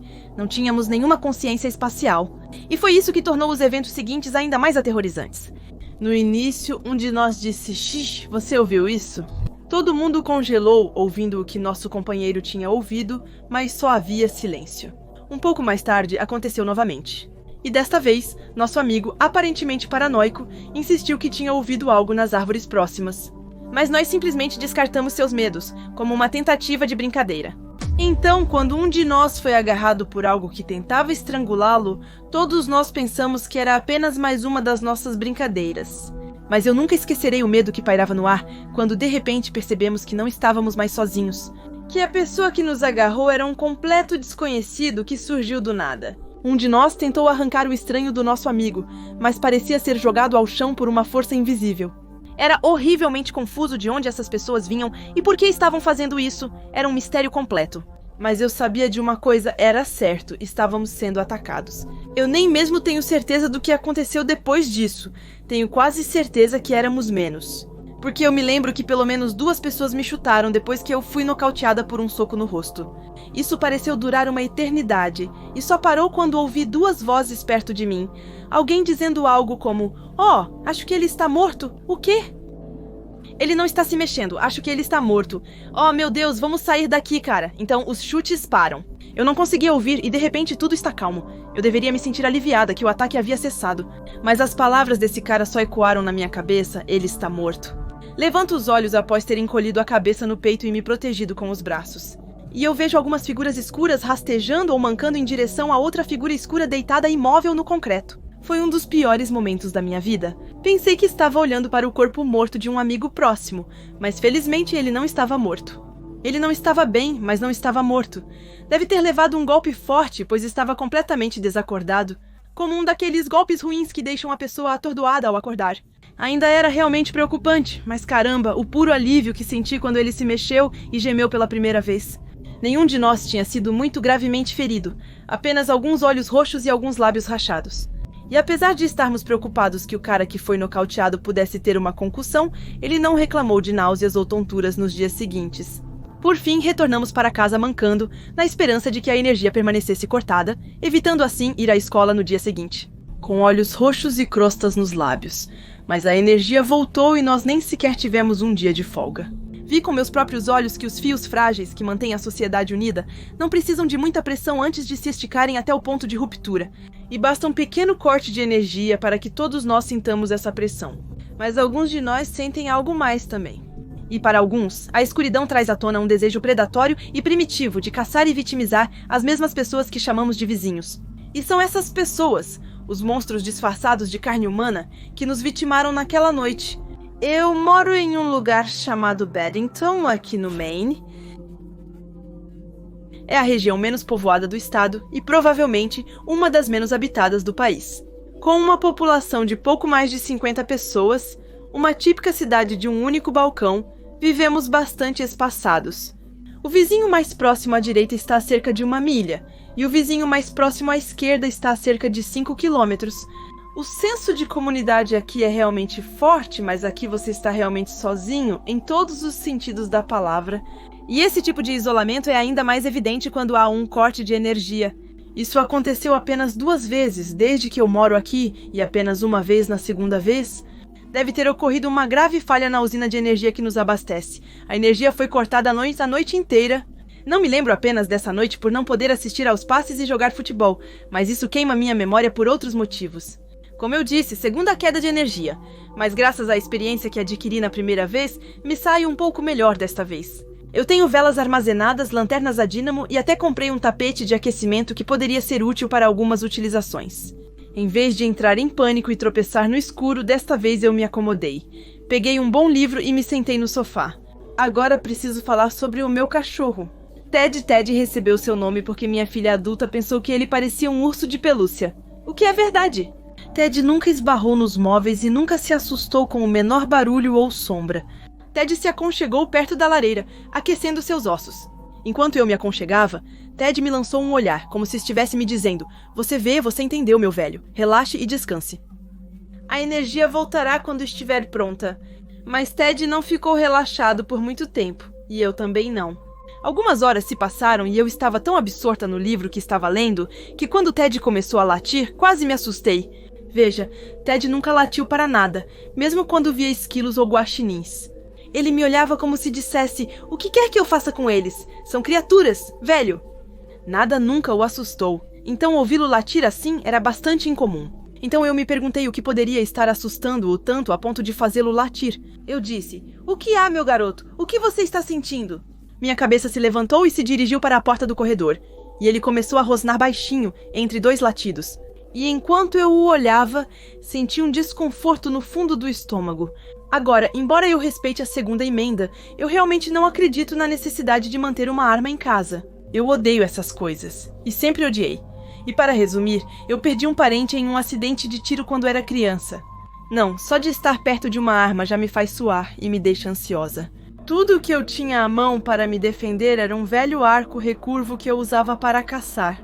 Não realmente ideal para parar um ladrão, mas era melhor do que nada. Eu parecia um guerreiro comanche envelhecido, arrastando-me pela sala de estar iluminada apenas pela luz do fogo, armado com arco e flechas. Mas eu não me sentia assim, tendo acabado de 55 anos. Eu era um adulto, mas algo nessa escuridão e isolamento me fazia sentir como uma criança assustada. No melhor dos casos, Ted tinha sentido o cheiro de um urso ou de um lince selvagem que ainda estava longe, e no pior dos casos, poderia ser algo muito pior. Quando dou uma olhada para fora da casa, pela janela do meu escritório, Ted segue pulando no parapeito da janela e latindo algumas vezes depois de cheirar o ar. Independente do que ele tenha sentido, eu não estava vendo. Depois de observar a escuridão por 1 ou 2 minutos, levei o Ted de volta para a sala de televisão, onde ele parou de latir. Tudo estava calmo novamente, então continuei minha leitura. Cerca de 1 hora depois, a mesma coisa aconteceu novamente. Ted pula no tapete e late como um louco, desta vez parecendo bem mais agressivo. Ele correu para a porta da sala de televisão, arranhando a maçaneta e rosnando, de uma maneira que me assustou. Como eu disse, nunca vi Ted agir assim. Quando o deixei sair da sala, Ted correu pela porta aberta da cozinha e começou a latir e arranhar a porta dos fundos. Quero dizer, ele voltava lá e não havia como eu deixá-lo sair. Com o humor que ele estava, provavelmente teria corrido o mais rápido que pudesse, e se teria se perdido. Ele parou de latir por um segundo, cheirou o ar, e então voltou para a sala de televisão, onde começou a latir novamente. Ainda mais alto. Contra as portas de vidro que levavam ao jardim, eu o segui dizendo: "Pegue o garoto, rasgue-o." Mas quando eu olhei para as portas de vidro deslizantes, eu juro que vi algo se mover na sombra, lá fora. Eu nem mesmo poderia te dizer o que eu vi. Foi apenas um flash de movimento, mas o suficiente para eu pegar o arco curvo encostado no sofá. Meu medo era tanto que mal consegui alinhar a flecha no alvo. Ted ficou louco nesse momento, agindo como se estivesse prestes a quebrar as janelas e perseguir tudo o que pudesse sentir. E como eu disse, poderia ter sido só o reflexo da luz do fogo nas janelas. Mas eu não estava pronto para apostar que havia algo lá fora. Eu pensei que era porque ele tinha perdido a ascendência ou algo assim. Ele se matou completamente e parou de mexer na janela traseira. Mas então, fez algo muito estranho. Ele se afastou das portas, ficou na minha frente, ficou de 4 e fez xixi. Bem ali, no tapete. Ele nunca tinha feito algo assim. Desde que era filhote, Ted era muito bem educado em casa. Tampouco era medo de um urso preto. Ted sempre esteve nessas áreas desde filhote. E a não ser que ele tenha visto um, não consigo imaginar que ele teria entrado em pânico como fez. Os animais, como os cães, são conhecidos por ir ao banheiro sozinhos quando um predador maior está por perto. Porém, não consigo imaginar o quanto mais foi preciso para Ted esquecer seu treinamento doméstico. Após isso, ele permaneceu praticamente em silêncio. Apenas um gemido ocasional enquanto eu esperava com a lanterna, temendo que a mãe dos ursos negros se espatifasse nas minhas janelas traseiras. Eu ao menos esperava que fosse apenas um urso negro. Eu entendo esses animais, mas não entendi nada do que aconteceu durante esse apagão, e isso me assustou muito. Mas de longe, a pior parte da experiência foi quando eu ouvi algo no pequeno beco lateral da minha casa. Veja, há um pequeno caminho de cascalho onde minha esposa costumava cultivar vegetais, bem ao lado da casa. E eu juro pelo Todo-Poderoso que ouvi 2 estalos distintos no cascalho, enquanto olhava para a escuridão pela 100ª vez. Foi aí que comecei a gritar: "Eu sei que você está aí e estou armada agora, é melhor você sair daqui." Eu escutei novamente e durante os minutos seguintes não havia nada além do silêncio. E então, justo quando comecei a pensar que tinha imaginado tudo, eu o ouvi novamente. Passos claros, como o dia no cascalho. Desta vez, eu estava mais perto e já tinha ouvido pessoas caminhando por esse caminho de cascalho muitas vezes ao longo dos anos. Eu lhe digo, o que estava na frente da minha casa naquela noite era muito maior do que uma pessoa. Se era um urso negro, deveria ser o maior de toda a costa leste. Não estou dizendo que não era um urso ou algo assim. Talvez fosse apenas um cachorro grande que se perdeu e estava passeando pelo meu jardim. Mas como eu disse, era grande, realmente grande. E você pode apostar suas nádegas que eu vim. Eu tremia como um cachorro defecando enquanto ouvia seus passos ficarem cada vez mais silenciosos enquanto ele deixava minha propriedade. Não ouvi mais nada pelo resto da noite. Ted não latiu novamente, mas parecia que ele tinha desistido dessa linha de defesa. De qualquer forma, não ouvi nada do lado de fora, e obviamente nada entrou na casa. Se tivesse, eu estaria divagando sobre isso. É surreal que uma das experiências mais assustadoras da minha vida pareça uma história de fogueira medíocre. Eu não me assusto facilmente, e o que aconteceu durante esse apagão me deixou apavorada. Eu só espero que essa coisa, seja lá o que for, seja um urso, ou a fera de Turner, ou algo mais, fique longe da minha propriedade no futuro. Porque levaria muito mais do que algumas flechas para derrubar uma besta tão grande quanto essa, não é? Há pouco mais de um ano, em outubro de 2019, coisas realmente assustadoras aconteceram e eu pensei que ia perder a vida. Eu moro com minha mãe na Califórnia, bem perto de Sacramento, e eu a amo muito porque ela trabalha muito duro para cuidar de mim. Eu estou muito melhor agora, mas há um ano eu realmente não estava bem. Eu dependia de uma máscara de oxigênio para respirar. Não era uma máscara facial, era bastante discreta. Eu usava uma máscara com cânula nasal, que é um pequeno tubo de plástico transparente que sobe pelo nariz. Era desconfortável no começo, mas a gente se acostuma com tudo depois de um tempo. Passei a maior parte do tempo conectada a uma máquina PPP, que precisava permanecer ligada constantemente. Caso contrário, eu corria risco de sufocar. Mas se ela desligasse ou quebrasse, eu poderia simplesmente mudar para o meu cilindro de oxigênio a bateria. E pronto, a morte trágica era evitada, o sistema era perfeitamente seguro. Fui levada a acreditar que esse sistema não considerava que, de repente, poderia decidir cortar a energia da minha casa. Acordo no meio da noite com a sensação de que estou prestes a ter um ataque de ansiedade. Em um segundo, percebo que não consigo respirar. Levei a mão ao meu rosto e senti que a minha cânula nasal ainda estava nas minhas narinas. Mas quando voltei para a cama, vi que meu aparelho pressão positiva contínua nas vias aéreas estava desligado. Normalmente, eu teria desligado o aparelho, ido ao quarto de hóspedes e conectado ao cilindro de oxigênio à bateria. Porém, como eu estava exausta e o corte de energia ocorreu durante meu sono, perdi um tempo valioso para realizar a transição. Imagine a cena, eu sentia que estava prestes a desmaiar. Eu não vejo nada porque está escuro e eu tenho que atravessar todo o corredor para ir ao quarto de hóspedes. Enquanto eu sentia que não conseguia dar 3 passos à frente. Eu tinha apenas alguns segundos para alcançar o reservatório da bateria.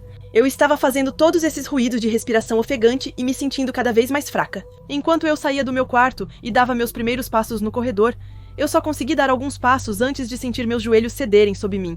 Tentei rastejar, mas não consegui. E é praticamente tudo de que me lembro. Até que a próxima coisa que sei é que estou aspirando o ar pela cânula como uma louca. Devo ter feito muito barulho ao sair do quarto. E graças a Deus, porque isso acordou minha mãe.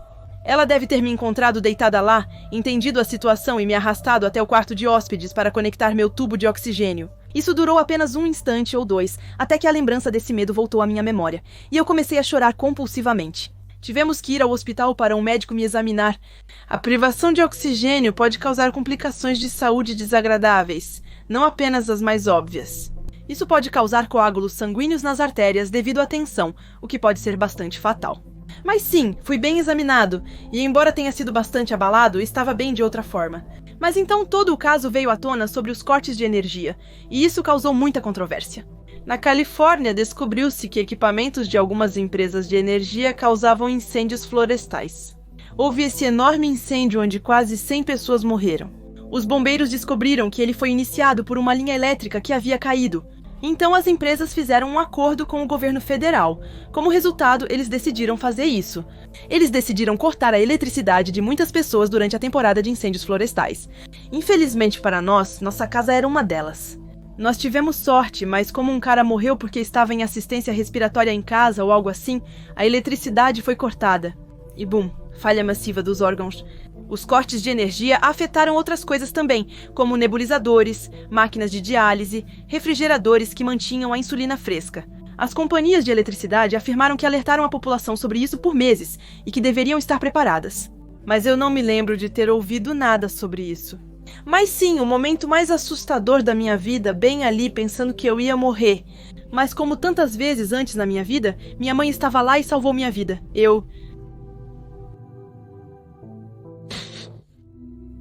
Comecei meu novo trabalho no aeroporto Will Rogers, eu digo novo trabalho.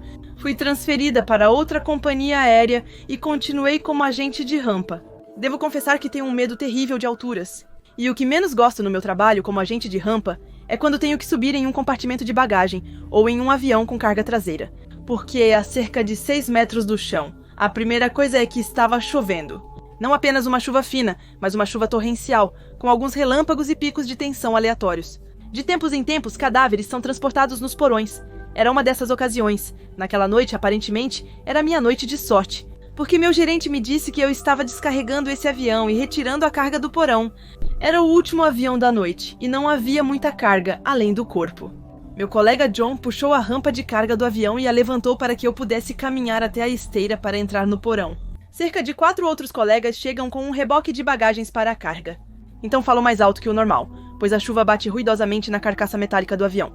Espero que todos estejam prontos. Não quero passar a noite toda aqui. John ri e diz: não se preocupe, talvez eu possa encontrar uma nova roupa até lá, referindo-se ao corpo. Eu não achei isso engraçado, mas eu ri baixinho.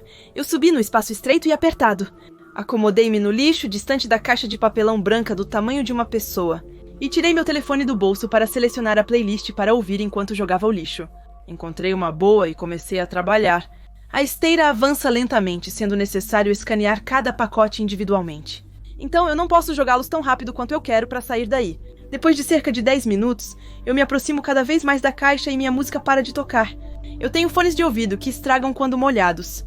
Eu verifiquei no Spotify para ver se era um bug ou um problema com o aplicativo. E vejo que tenho uma mensagem não lida. Recebi uma notificação e esqueci, no meio do meu rap de manuseio de bagagens. Como meu celular está configurado? Quando recebo uma mensagem, ele dirá de quem é, mas não exibirá a mensagem. Você precisa acessá-la e lê-la. A mensagem veio de um número desconhecido, o que era estranho, pois poucas pessoas têm meu número. Cliquei na notificação e li a mensagem, e tudo que dizia era oi. Enviei uma mensagem de volta e disse, quem é? Meu telefone mostrou que a pessoa que enviou a mensagem viu a minha imediatamente após ter sido enviada. Esperei sem resposta, reiniciei minha playlist e voltei ao meu trabalho. Pouco tempo depois, soou um trovão tão forte que o avião tremeu e me fez pular. Racionalizei muito rapidamente e voltei ao trabalho. Notei que a esteira não estava mais avançando.